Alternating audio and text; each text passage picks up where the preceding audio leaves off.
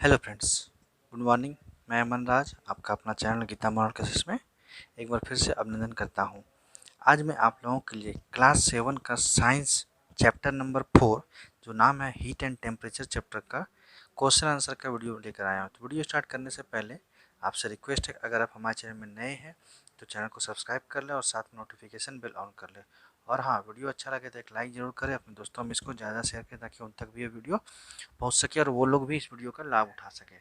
ठीक है दोस्तों, तो चलिए वीडियो स्टार्ट करते हैं। जैसे कि आप लोग देख सकते हैं, ये यूनिवर्सल साइंस जो कि सीबीएसई बोर्ड में चलता है, ये सीबीएसई स्कूल में यही बुक चलता है, यूनिवर्सल साइंस। उसका ये हीट एंड टेम्परेचर चैप्टर है जो कि क्लास 7 का साइंस चैप्टर नंबर 4 का ही है। ठीक है, अब देखिए जो पहला है track your progress. Track your progress मतलब इनसाइड बेस। अगर जो ये बुक पढ़ रहे होंगे उनको पता होगा ट्रैक योर प्रोग्रेस क्या है। तो इनसाइड बेस क्वेश्चन जो बुक में दिया हुआ है उसका ये सॉल्यूशन देखिए। पहला क्वेश्चन है मेक द फॉलोइंग कन्वर्जन। आपको कन्वर्जन करना है, ठीक ना। 60 degree Celsius into degree Fahrenheit हम लोग बुक में पढ़े हैं कि कैसे कन्वर्जन होता है डिग्री सेल्सियस से फ़ारेनहाइट में और फ़ारेनहाइट से डिग्री सेल्सियस में और सेल्सियस डिग्री सेल्सियस से केल्विन में और केल्विन से डिग्री सेल्सियस में। ठीक है, तो उसी का हम लोग यूज करते हुए हम लोग आगे देखेंगे कैसे सॉल्व करेंगे। ठीक है, तो देखिए ए नंबर क्वेश्चन में है 60 डिग्री सेल्सियस को कन्वर्ट करना है किस में, डिग्री फ़ारेनहाइट में। तो इसका फॉर्मूला क्या होता है, एफ इक्वल टू 9c/5 + 32। मतलब सेल्सियस में दिया है, फ़ारेनहाइट में कन्वर्ट करना है तो फ़ारेनहाइट के लिए इक्वल टू लिख देंगे ना ही सी, मतलब सेल्सियस वाला ये 60 यहाँ पे हो जाएगा डिवाइड बाय 5 + 32। तो 9 तो हो गया, सी के जगह पे 60 कर देंगे। 9 इंटू 60 डिवाइड बाय 5 + 32।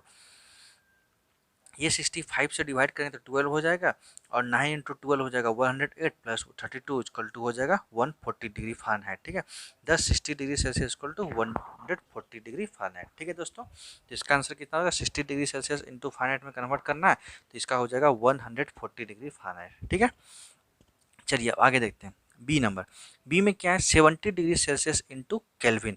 अब मतलब सेल्सियस से केल्विन में करना है तो सेल्सियस से केल्विन में फॉर्मूला क्या होता है, kelvin equal two degree Celsius plus 273। तो केल्विन में निकालना है, सेल्सियस में दिया 70, तो के इक्वल टू 70 प्लस 273। तो केल्विन इक्वल टू कितना, 343 केल्विन। ठीक है, 70 डिग्री सेल्सियस इक्वल टू हो जाएगा 343 केल्विन। ठीक है दोस्तों, कितना हो जाएगा, 343 केल्विन। तो 70 डिग्री सेल्सियस को कन्वर्ट करें केल्विन में तो कितना होगा, 343 केल्विन। चलिए आगे देखते हैं। आगे है सी नंबर में 303 केल्विन इंटू सेल्सियस डिग्री। अब मतलब 303 जो केल्विन में दिया है उसको हम लोग कन्वर्ट करना है डिग्री सेल्सियस में। ठीक है ना, तो इसका फॉर्मूला क्या होता है, देखिए Celsius degree Celsius equal to होता है के केल्विन माइनस 273। मतलब जो केल्विन में जितना वैल्यू दिया रहेगा उसमें माइनस कर देंगे 273 तो कितना निकल जाएगा मेरा डिग्री सेल्सियस में। तो C equal to K minus 273, C equal to Kelvin में दिया कितना 303, तो 303 माइनस 273। तो 303 में 273 माइनस करेंगे तो आएगा 30। तो सी इक्वल टू 30 हो जाएगा 10। 303 केल्विन इक्वल टू हो जाएगा 30 डिग्री सेल्सियस। 303 केल्विन को इन सेल्सियस में कितना होगा, 30 डिग्री सेल्सियस। ठीक है, अब आगे देखिए डी नंबर। डी में क्या है, 140 degree Fahrenheit into degree Celsius. मतलब 140 डिग्री फ़ारेनहाइट जो दिया हुआ है उसको हम लोग सेल्सियस में कन्वर्ट करना है। तो इसका फॉर्मूला क्या होता है, degree Celsius equal to 5/9 into F minus 32। मतलब degree Fahrenheit minus 32 equal to 5/9 degree Fahrenheit 140 minus 32। ये एफ की जगह पे 140 कर दिया माइनस 32। अब इसमें माइनस करेंगे 140 में 32 तो कितना आएगा, 108 आएगा। अब 5/9 इंटू 108 हो जाएगा। अब 9 108 को डिवाइड करेंगे तो कितना आएगा, 12 आएगा। ठीक है, 12 से कट जाएगा वो, ये 9 से डिवाइड करेंगे 108 को 12 से कट जाएगा। उसके 5 इंटू 12 इंटू करेंगे तो क्या आएगा मेरा 60। ठीक है, 140 डिग्री फ़ारेनहाइट इक्वल टू हो जाएगा 60 डिग्री सेल्सियस। ठीक है दोस्तों, समझ में आ गया होगा आप लोगों को। 140 डिग्री फ़ारेनहाइट को सेल्सियस में करेंगे कितना होगा, 60 डिग्री सेल्सियस। 303 केल्विन को डिग्री सेल्सियस में करेंगे कितना आएगा, 30 डिग्री सेल्सियस। उसके 70 डिग्री सेल्सियस को केल्विन में करेंगे तो कितना आएगा, 343 केल्विन। ठीक है, उसके 60 डिग्री सेल्सियस को कन्वर्ट करेंगे डिग्री फ़ारेनहाइट में तो कितना आएगा, 140 डिग्री फ़ारेनहाइट। ठीक है दोस्तों, चलिए अब आगे देखते हैं। आगे आपका है इनसाइड बेस क्वेश्चन का ही fill in the blanks.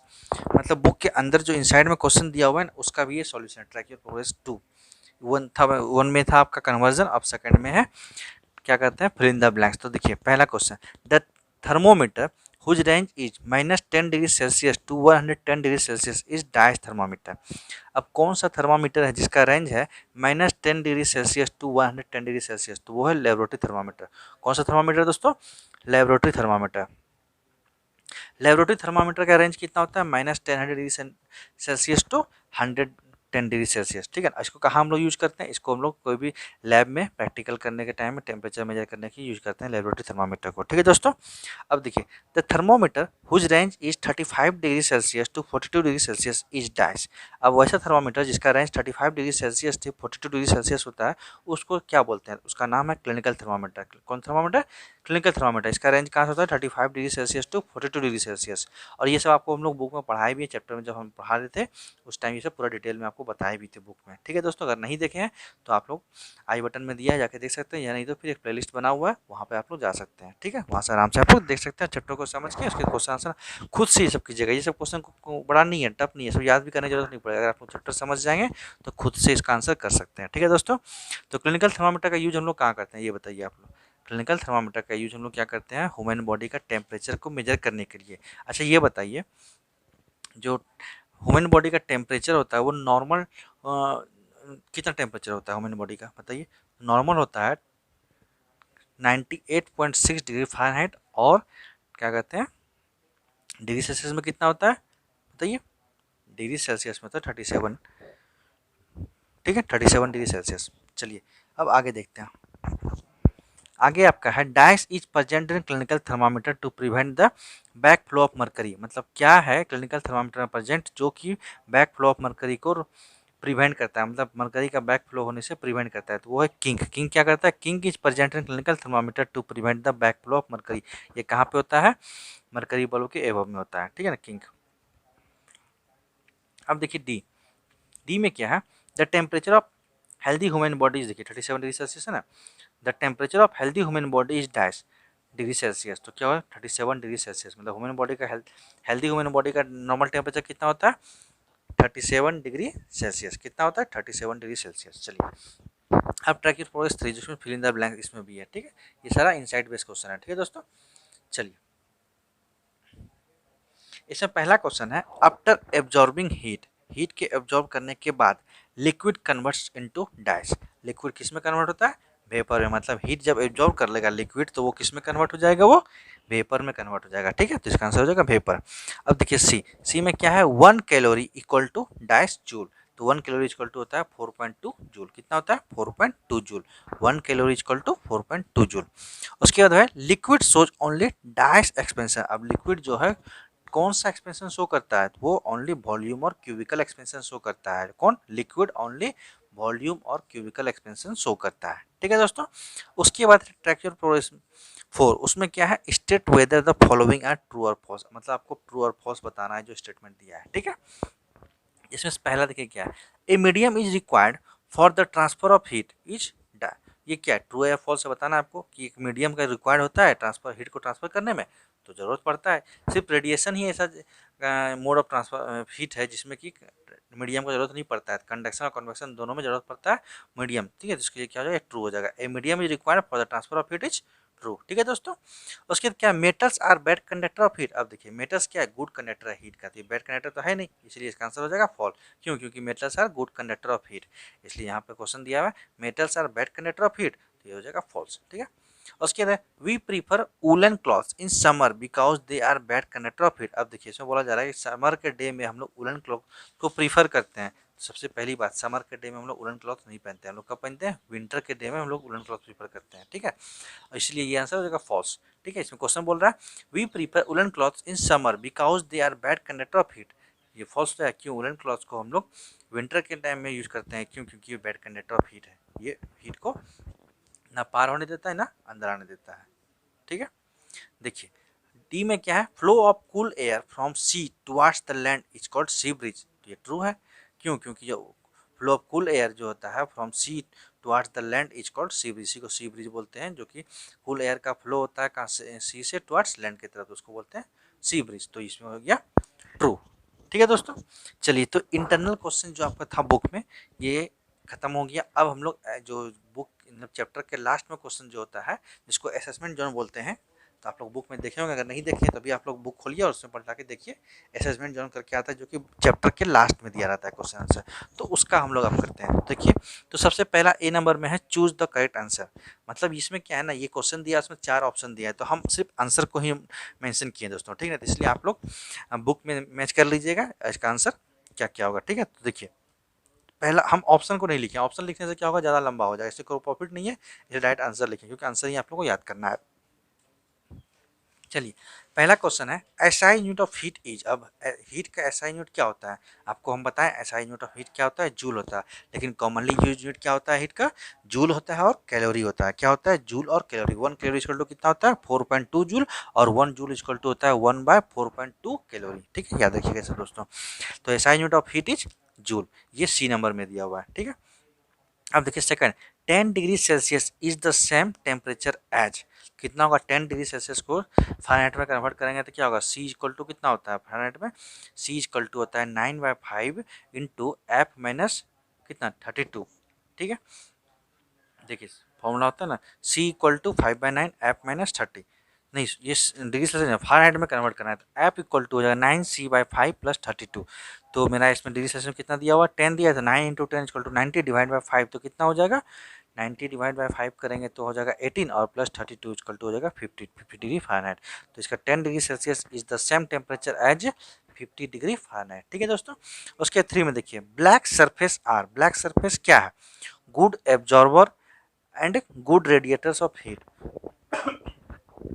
Black surface are good absorbers and good radiators of heat. Black surface क्या करता है, वो हीट को मतलब अच्छा से एब्जॉर्ब करता है और अच्छा से रेडिएटर भी करता है ब्लैक सरफेस, ठीक है ना, इसीलिए ब्लैक कलर का हीटिंग एलिमेंट जो भी होता है वो ब्लैक कलर का यूज करते हैं, ठीक है ना। तो black surface are good absorber and good radiators of heat, ठीक है दोस्तों। चलिए अब आगे देखते हैं। आगे आपका क्वेश्चन है विच of the following is an insulator. अब जो ऑप्शन दिया है उसमें से कौन सा इंसुलेटर है, तो इसका आंसर हो जाएगा वुड। वुड क्या है, इंसुलेटर है, ठीक है ना। Which of the following is an insulator, तो आंसर हो जाएगा wood. Which thermometer is use to measure the temperature of a human body. अब देखिए कौन सा थर्मोमीटर है जो कि ह्यूमन बॉडी का टेम्परेचर को मेजर करने यूज करते हैं, तो इसमें 2 टेम्परेचर थर्मोमीटर था, कौन सा, एक क्लिनिकल थर्मोमीटर और दूसरा डिजिटल थर्मोमीटर। और लेबोरेटरी थर्मोमीटर कहाँ यूज करते हैं, लैब में यूज करते हैं, तो इसका आंसर क्या हो जाएगा, clinical thermometer and digital thermometers. तो which thermometer use to measure the temperature of a human body, तो इसका आंसर हो जाएगा clinical thermometers and digital thermometer, ठीक है दोस्तों। चलिए 6 नंबर देखते हैं, which material is used in clinical thermometer as thermometric liquid. अब कौन सा मटेरियल का हम लोग यूज करते हैं क्लिनिकल थर्मामीटर्स में एज थर्मोमेट्रिक लिक्विड, तो क्या होगा, मरकरी। मरकरी हम लोग यूज करते हैं क्लिनिकल थर्मामीटर में किस तो के तौर पे, थर्मोमेट्रिक लिक्विड। थर्मोमेट्रिक लिक्विड मतलब क्या होता है बताइए, मतलब ऐसा लिक्विड जो कि थर्मल एक्सपेंशन अच्छा से प्रोवाइड करे, ओपेक हो, ट्रांसपेरेंट। मरकरी क्या होता है, देखिए मरकरी एक ओपेक सब्सटेंस है, वो शाइनिंग होता है और ये स्टिक नहीं करता है ग्लास वॉल में, तो ये सब थर्मोमेट्रिक लिक्विड का प्रॉपर्टी होना चाहिए, तो मरकरी इसमें सुटेबल होता है, इसलिए मरकरी यूज करते हैं। अल्कोहल भी यूज करते हैं, बट अल्कोहल से ज़्यादा यूज हम लोग करते हैं मरकरी, क्योंकि मरकरी बेस्ट फिट बैठता है थर्मामीटर के लिए, ठीक है दोस्तों। तो इसका क्या आंसर होगा, which material is used in clinical thermometer as thermometric liquid, तो हो जाएगा आंसर। ये सब हम लोग आपको बुक में पढ़ा चुके हैं दोस्तों, ठीक ना, इसलिए आपको घबराने का टेंशन नहीं है। अगर आप लोग अच्छे से देखे होंगे, बुक को पढ़े होंगे, अगर नहीं पढ़े तो फिर से एक बार हम बोलते हैं, आप जाके मेरे प्लेलिस्ट में जाके देखिए, हीट एंड टेम्परेचर करके प्लेलिस्ट बना हुआ है, उसमें आप जाके देखिए, पूरा डिटेल्स में आपको बुक में मिल जाएगा। समझिए, पढ़िए, उसके फिर आंसर कीजिए, और इसको याद भी करने की जरूरत नहीं पड़ेगा, सब आप खुद आंसर बताइएगा, ठीक है दोस्तों। आप लोग क्वेश्चन आंसर के पीछे मत भागिए, पहले चैप्टर को समझने की कोशिश कीजिए, ठीक है। तो इसलिए आपको बोलते हैं चैप्टर पढ़ाते हैं पहले, फिर हम क्वेश्चन आंसर लिखाते हैं, ठीक है ना। चलिए अब आगे देखते हैं। आगे है dash is the primary mode of heat transfer in solid. अब सॉलिड में कौन सा हीट मतलब mode of transfer of heat होता है, तो क्या होगा, conduction. Conduction is the primary mode of heat transfer in solid. Solid में हम लोग क्या यूज करते हैं, कंडक्शन। लिक्विड में क्या करते हैं, कॉन्वेक्शन। और जो एयर होता है तो वो, या फिर जो मीडियम जिसमें नहीं होता उसमें क्या यूज करते हैं, रेडिएशन, ठीक है। 3 मोड ऑफ ट्रांसफर हीट होता है, तो आप लोग को बताइए, कंडक्शन, कॉन्वेक्शन, रेडिएशन, तीनों को पूरा डिटेल में बताया है। अगर नहीं देखे हैं तो आप लोग जाके बुक में प्ले लिस्ट में आकर देखिए और समझिए उसको, ठीक है दोस्तों। चलिए अब आगे है आपका state whether the following statements are true और फॉल्स। अब आगे जो दिया है वो ट्रू और फॉल्स बताना है स्टेटमेंट का, ठीक है। तो पहला क्वेश्चन क्या है, silver is a good absorber of heat. अब सिल्वर क्या है, गुड एब्जॉर्बर ऑफ हीट है, हाँ ये है गुड एब्जॉर्बर, तो गुड, तो इसलिए क्या हो जाएगा, ट्रू। तो silver is a good absorber of heat, तो हो जाएगा इसका ट्रू। उसके बाद temperature is the measure of degree of hotness और कोल्डनेस। आप लोगों को बताएं पहला पेज में ही ये दिया हुआ था। टेम्परेचर क्या होता है? Temperature is the measure of degree of hotness और कोल्डनेस। तो ये हो जाएगा ट्रू। क्यों? क्योंकि टेम्परेचर ही एक ऐसा मेजरमेंट है जिससे हम लोग किसी भी बॉडी एक ऑब्जेक्ट का मेजर करके बताते हैं वो कितना डिग्री हॉटनेस है या कितना डिग्री कोल्डनेस है। ठीक है, तो टेम्परेचर ट्रू हो जाएगा। ठीक है, चलिए थर्ड में है digital thermometers are used in laboratories to prepare experiment. ये फॉल्स जो है। क्यों? क्योंकि डिजिटल थर्मामीटर हम लोग किसके यूज़ करते हैं? ह्यूमन बॉडी का टेम्परेचर मेजर करने के लिए। और लेबोरेटरी में कौन सा यूज़ करते हैं? लेबोरेटरी थर्मामीटर यूज़ करते हैं। ठीक है, तो ये हो जाएगा false. Digital thermometers are used in laboratory to prepare experiment. ये हो जाएगा फॉल्स। क्यों? क्योंकि यहाँ पे डिजिटल थर्मामीटर दिया है, लेबोरेटरी थर्मामीटर दिया तो सही हो जाता है। उसके क्या heat can pass through vacuum. अब जो हीट है वो वैक्यूम में पास कर सकता है? कर सकता है। किसके थ्रू? रेडिएशन के थ्रू हीट जो है पास कर सकता है, बट कंडक्शन और कन्वेक्शन के थ्रू नहीं पास कर सकता है। रेडिएशन में इलेक्ट्रोमैग्नेटिक वेव के थ्रू हीट पास होता है, तो इसलिए इसमें पास कर सकता है। किसमें? Heat can pass through vacuum, तो ट्रू हो जाएगा क्यों? रेडिएशन के थ्रू पास कर सकता है। अब क्वेश्चन नंबर 5 में दिया हुआ है आपका एक kink is present in the clinical thermometer just above the bulb. अब देखिए किंक जो होता है वो कहाँ प्रेजेंट होता है? क्लिनिकल थर्मामीटर में, just above the mercury bulb. तो ये ट्रू हो जाएगा। ठीक है ना, तो kink is present in the clinical thermometer just above the mercury bulb, तो ट्रू हो जाएगा। उसके बाद क्या है? The melting point of pure water is taken as 32 degree in Fahrenheit scale. हाँ, तो melting point of pure water जो तो फ़ारेनहाइट में कितना होता है? 32 डिग्री सेल्सियस होता है। ठीक है ना, तो इसका आंसर हो जाएगा ट्रू। और डिग्री सेल्सियस में कितना होता है मेल्टिंग पॉइंट? 0 डिग्री सेल्सियस होता है। ठीक है, और बॉइलिंग पॉइंट कितना होता है? 100 डिग्री सेल्सियस। ठीक है ना, चलिए the melting point of pure water is taken as 32 degree in Fahrenheit scale, तो इसका आंसर हो जाएगा ट्रू। उसके बाद 7 में है matter contracts on heating and expansion cooling. अब बताइए आप ही, मेटर जो होता है कॉन्टैक्ट करता है जब उसको हीट देते हैं, और जब एक्सपेंड करता है जब उसको कूलिंग करते हैं, तो ये फॉल्स है ना। क्यों? क्योंकि मेटर जब हीट करते हैं तो वो एक्सपेंड करता है, और जब कूलिंग करते हैं तो वो कॉन्टैक्ट करता है। ठीक है, तो इसलिए आंसर हो जाएगा फॉल्स। तो matter contracts on heating and expansion on cooling, तो ये हो जाएगा फॉल्स। क्यों? क्योंकि matter contracts on cooling and expansion on heating. ठीक है, ये होगा इसका सही, तब होगा ट्रू, नहीं तो इसमें दिया उल्टा matter contracts on heating and expansion on cooling, तो ये हो जाएगा फॉल्स। ठीक है दोस्तों, समझ में आ गया होगा। ये सब पूरा हम डिटेल में आप लोगों को बताए हैं चैप्टर में। ठीक है, चलिए अब सी में fill in the blanks. Fill in the blanks क्या है? Dice thermometers contains mercury. अब कौन सा थर्मामीटर है जिसमें मरकरी कंटेंट होता है? तो क्या है? क्लिनिकल थर्मामीटर में मरकरी होता है। Clinical thermometer contains mercury. ठीक है, अब देखिए second, mercury has very high dice point. अब मरकरी में क्या होता है? हाई बॉइलिंग पॉइंट होता है। Mercury high has very high boiling point. Mercury क्या होता है? वेरी हाई बॉइलिंग पॉइंट होता है। Digital thermometer has a thermistor which is use to sense the temperature. अब डिजिटल थर्मामीटर में क्या होता है जो कि सेंस करता है टेम्परेचर को? होता है thermistor. Digital thermometer has a thermistor which is use to sense the temperature. ठीक है दोस्तों, क्या होता है टेम्परेचर को सेंस करने के लिए डिजिटल थर्मामीटर में? एक थर्मिस्टर होता है। ये इलेक्ट्रॉनिक डिवाइस है। ठीक है ना, वो क्या करता है? सेंस करता है टेम्परेचर को, और वो फिर बताता है कि कितना टेम्परेचर है। ठीक है ना, चलिए डिजिटल थर्मामीटर किसको मेजर करता है? ह्यूमन बॉडी का टेम्परेचर मेजर करता है। ध्यान दीजिएगा। ठीक है, अब देखिए क्वेश्चन नंबर 4। 4 में क्या? 1 kilo calorie equal to dash calorie. तो 1 किलो कैलोरी इक्वल टू होता है 1000 कैलोरी। कितना होता है? 1000 कैलोरी। तो 1 kilo calorie equal to 1000 calorie. ठीक है ना, चलिए अब आगे है light colour clothes are good dice of heat. अब लाइट कलर क्लॉथ जो है वो क्या है? गुड रिफ्लेक्टर ऑफ हीट है। किसका? Good reflector of heat. Light colour clothes are good reflector of heat.